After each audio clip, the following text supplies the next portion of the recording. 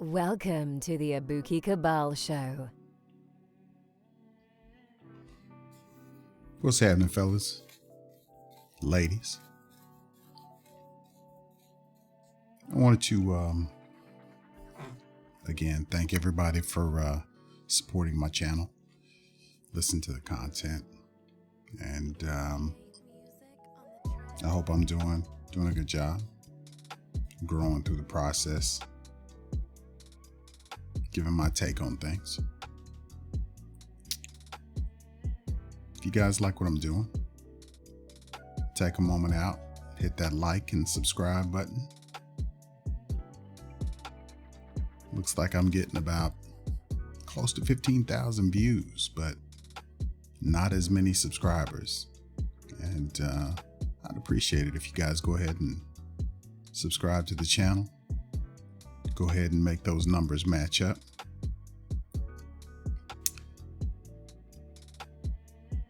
Wanted to talk a little bit about the Tasha K interview that she did with Kevin Samuels. I thought it was a good interview, good show. I saw a different side of Tasha that she doesn't normally show. I thought she was really cool, very personable.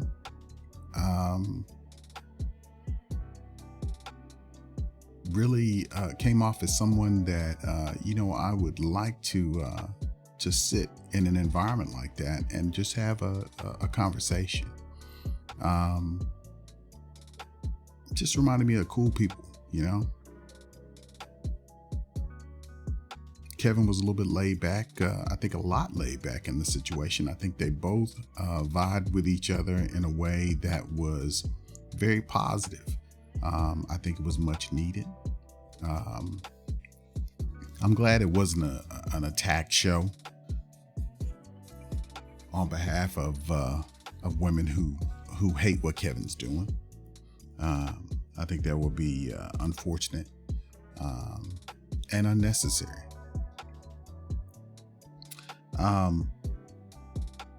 Tasha did a very, very good job. I think this was a good thing for both of them. And I really appreciated it. If you guys don't follow her work or Kevin's work, take a moment out to go and check it out. I think both of them do a pretty good job. Tasha does a bit of a tabloid type show. I think she does it in a way that is a little bit different than others. I think it's a little bit more respectful in some ways. It's more like reporting on a situation as opposed to how a person feels about an individual. It's just putting the information out there. Now, some of that information, I'm not sure. I mean, it's up to you guys. You guys judge as to whether, how you characterize a show. As a person, she seems like a cool person. But just going to run through some of the points from the show. I think first and foremost, she covered,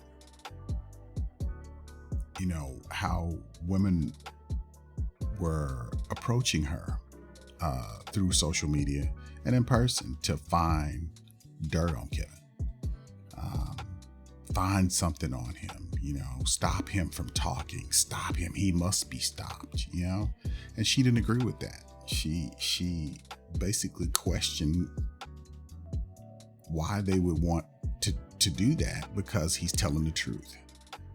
And she gave a little bit of background on her history and growing up with brothers and being around women who basically, as a little girl, developed her characterization of what Black men's image was, and it was a negative one. She came up, I think, in the 90s, if I'm not mistaken. And she talked about, a lot of the things that basically put Black men in a bad light. And she subscribed to them. But I think that speaks volumes about some Black women's motivations for trying to silence Kevin.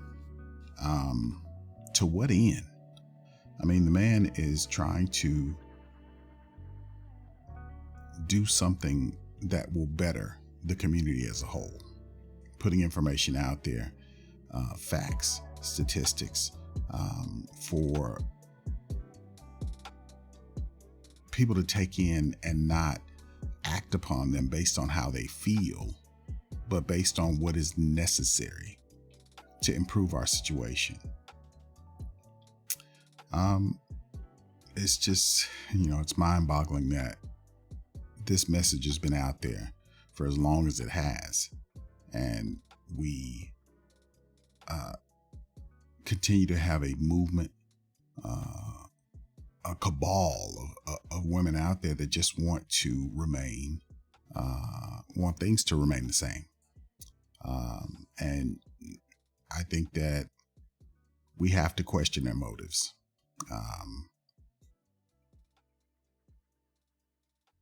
It's just not a good situation. I don't know why we would advocate, or anyone would advocate, for things to remain the same, based off of the data at hand. Kevin talks about, the allegations of him being gay. And, he says that if Black women really thought that he was gay, they wouldn't be attacking him. And I totally agree. For the most part, most of what you see with regard to how Black women interact with gay men is mostly in a positive way. They support them by allowing them to, do their hair, dress them, influence what they think is acceptable as far as behavior, as far as their appetite for gossip. They mostly get that from gay guys,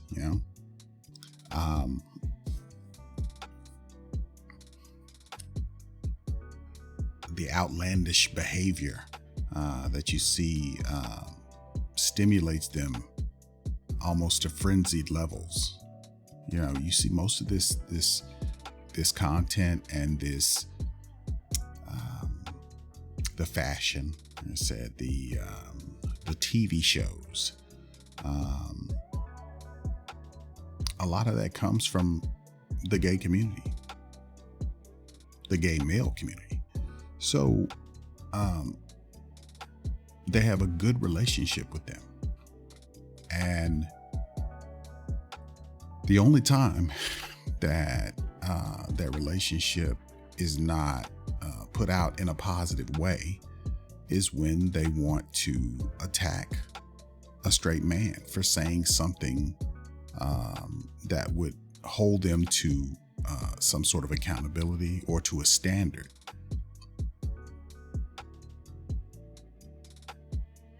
And we have to, step back outside of what's going on and question the motivation of women to try to disparage a man based on his message, his truthful message. And the main attack is that he's gay. And it is a ferocious attack. It brings to mind, some interactions and communication that I've had on Facebook where people that I have developed relationships with over time have come out and said things that were, ferociously negative about Kevin first, and then they'll turn on me and say, well, I don't understand why you follow this guy. He's gay. Why would any straight man, follow the message? Is this guy your God? Is this your leader? Things like that. They will switch up the attack almost like a martial arts movie.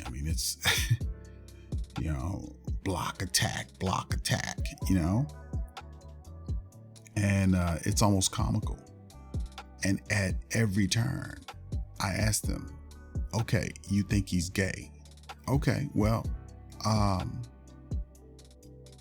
let's take the gay guy out of the equation and let's address the message. What issues do you have with the message? I've never, and I've talked to hundreds, maybe 1,000 or so women that basically none of them can refute this man's message. And it's not only his message. I mean, this message has been going on ever since the 80s. It's like late 80s through the 90s up to now. I mean, and actually, if you go back even further, Maya Angelou was saying the same thing. And it was like 1960, 67, I want to say, 67, 68. Around about the same time the Monahan Report came out. Another, study that was extremely in depth, that not only Black women, but white feminists also have issues with. I still don't understand why, but we'll explore that in some other content I'll probably be producing. So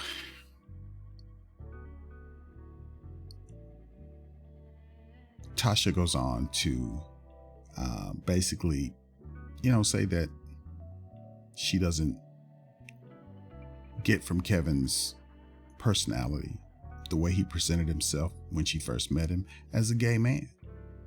And I think that Tasha would say, if she had dirt on the man, and I'm sure she's probably looked, and she's probably, listened to many people who are struggling at trying to produce information that would, disparage Kevin in some way. But it looks like they haven't been able to find anything. And quite frankly, if they did, I don't think I'd give a shit. I don't think many of us would give a shit. I really feel that, they need to stick to the information that he's producing. If you can refute that, hey, I'll support you. And I'm sure a lot of Black men would support you as well. But ladies, work on the message, not the man, So Tasha goes on to talk about one of her producers that basically said that she wanted a man with money. She could produce no other qualities that one would expect that a woman would be looking for in a man, except for the fact that he had to have money. Tasha also talked about how in order to get with a man who has money, basically what he's going to want from you are the things that most of these women don't even want to produce. The man can make no demands of the woman, but she can make the most important demand from him. And that's money. Money, nothing else. He doesn't have to have any qualities. He could be a fucking mannequin. And if he has money, then that's great for her. She doesn't have to watch how she talks. She doesn't have to watch her presentation. She doesn't have to do a fucking thing for the man. But he has to produce the money for the lifestyle that she wants. And Tasha said that's fucking crazy. And I agree with her. She said that if you are hunting a man with money, then he's going to want your pussy as an even exchange. Okay? Now, Kevin is telling these women also what these men are going to require for these women. I mean, and it's not rocket science. She agreed with the man because of her experience with men and with women. And they talked about basically, if you want to know how black women really felt or feel about black men, you go and you listen to them when they're drinking and they're with other women. And you'll hear all of the, black men ain't shitisms that you want to digest. And she even talked about her own feelings about black men and why she basically found her husband outside of the country, and her encounter with a gay guy who she was in a relationship with that, she basically said that she got. She was deceived in that relationship. But I mean, thank goodness she was able to, recover from that and go on and get into a good relationship, but she doesn't appear to be scarred from that, like a lot of other, other women who are out here basically, acting like the mob in a Frankenstein movie, with torches and screaming, kill the monster, So, she goes on to state that, to talk about, how women want men with status to be affirmed by other women. Another, undisputed fact, especially in the manosphere. We talk about this all the time. Women are in competition with other women. You're just a tool that they use for a one-upsmanship in the games that they play with each other. And she talked about women in her family who are label happy and car happy and try to get the biggest house to show off for these other women. It's the same thing about when you see women get married and they want their weddings to be, huge, unrealistic amounts of money being expended on a show for a bunch of people that probably don't even like them. They're going to invite people that are probably their enemies and, competitors and whatnot. And they're going to bring them all to this show. They're going to feed them and, have a good time, party with them, only to try to one-up each other.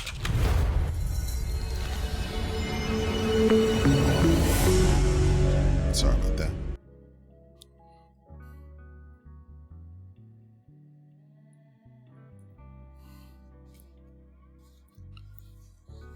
So, again, this is not something that should be a goal for anyone who is trying to get into a relationship of any substance. And I think we can all agree on that.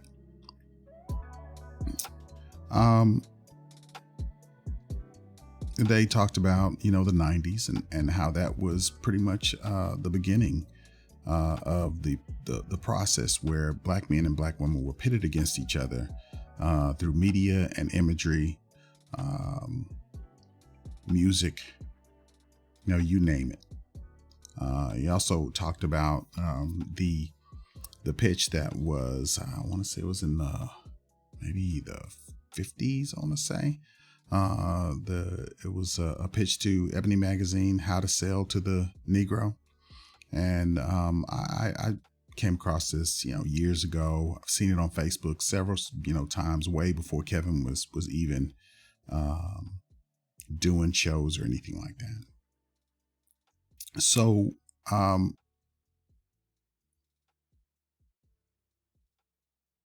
Kevin goes on to talk about how black men fail to protect their image.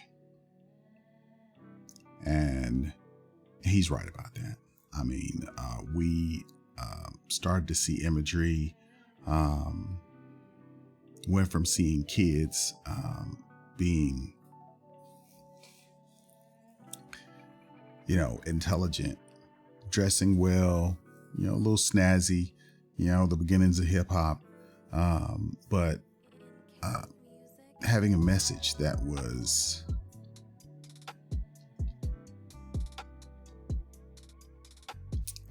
intelligent, driven to make the audience think and to better themselves, to be educated. You saw that with, all kinds of rappers, during that time. I mean, Public Enemy,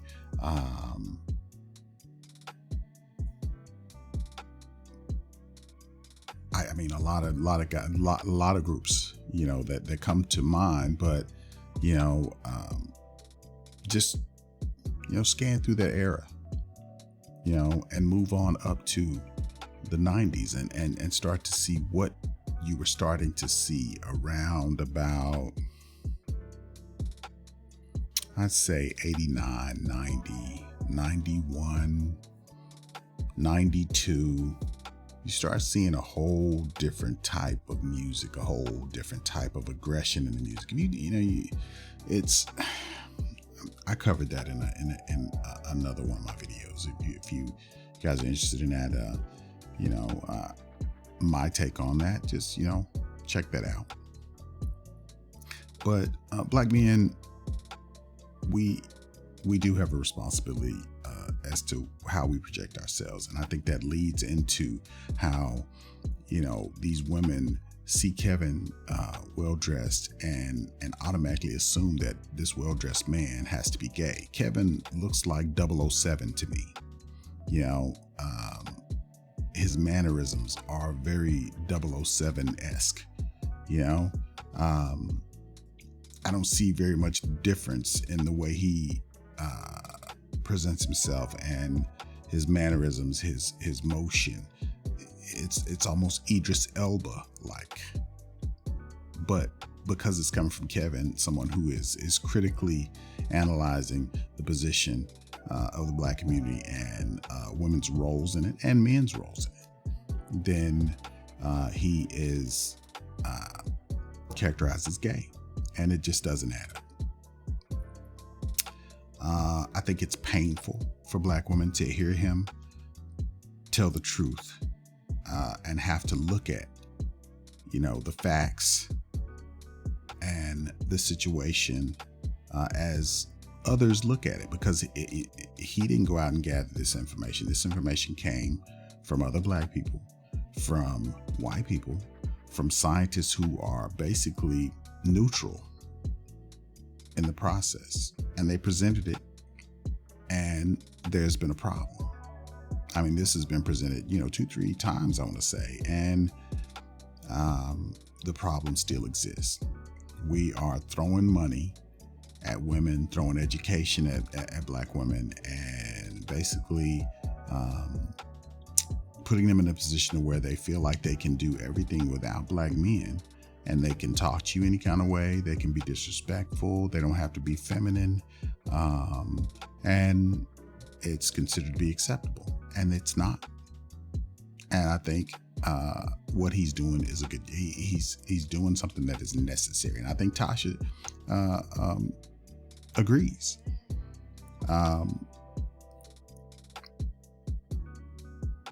Black men were dressing well in the 50s, the 60s. I mean, the whole black man in the suit thing was never something that was looked upon as a bad thing until Kevin comes along, and then it's gay. I mean, Kevin he's not even dressing like, the old metrosexual term. It's a basic dress for an older man. And I think that, a lot of us need to move back towards that standard.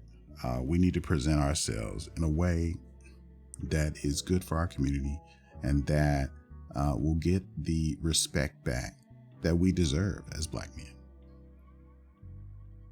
You dress well, you act well, and you'll demand a certain standard from yourself to climb higher in every situation. So I think that's necessary, and I think that's why that is important. I think they did a good job at basically laying everything bare as to the issues that Kevin is having with these women that want to basically destroy him and his platform. These women they just want men with money, but they don't want to give sex, fitness, cooperation, femininity, none of that. Kevin and Tasha both, said numerous times during this interview that that's crazy.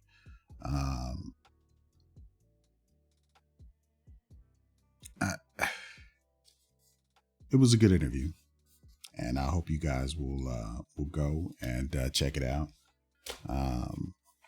Again, you guys please subscribe, help me to grow the channel. If you support me, hit my links. I've got some t-shirts, some hoodies. If you guys like that, I'd appreciate it. Thank you guys for listening, and until the next video, you guys take care. You are listening to Abuki Cabal, the analytical savage.